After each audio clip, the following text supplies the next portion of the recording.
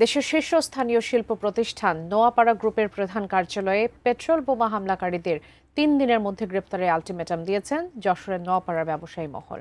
এই দাবিতে আজ সকাল ৮টা থেকে দুপুর ১২টা পর্যন্ত অর্ধ দিবস ধর্মঘট ও বিক্ষোভ সমাবেশ করেন ব্যবসায়ী ও শ্রমিকরা।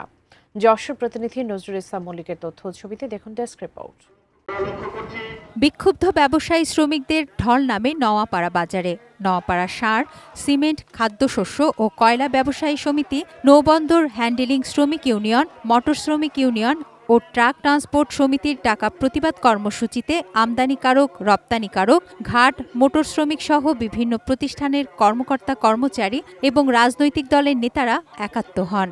গত ১৮ জুলাই ভোররাতে যশোরের নোয়াপাড়া বাজারে নোয়াপাড়া গ্রুপের প্রধান কার্যালয়ে পেট্রোল বোমা ও ককটেল নিক্ষেপ করে দুর্বৃত্তরা। বন্দরের শীর্ষ ব্যবসায়ীরা বলছেন, হামলাটি পূর্ব পরিকল্পিত। মূল উদ্দেশ্য ছিল ব্যবসায়ীদের মধ্যে আতঙ্ক তৈরি করা। মূলত দোষীদের শাস্তির দাবিতে এই কর্মসূচি। বোমাবাজি, বোমা হামলা, পেট্রোল বোমাকারীদের এখনো ধরতে পারে নাই প্রশাসন। সরকারি সংস্থায় সেরকম বিচক্ষণ ব্যক্তি কর্মকর্তারা আছেন, টেকনোলজি আছেন, একটু যদি মনোযোগ দেন তাহলে এটা উদ্ঘাটন করে দায়ীদের বিচার ব্যবস্থায় আনা কোনো অসম্ভব কাজ না। অর্ধদিবস ধর্মঘটে বিক্ষোভ সমাবেশ থেকে ব্যবসায়ীরা বলেন, ৩ যুগেরও বেশি সময় ধরে দেশের অন্যতম শিক্ষা প্রতিষ্ঠান নোয়াপাড়া গ্রুপ ব্যবসা বাণিজ্য, আমদানি রপ্তানি পরিচালনা করে আসছে। কর্মসংস্থান করেছে হাজার হাজার মানুষের।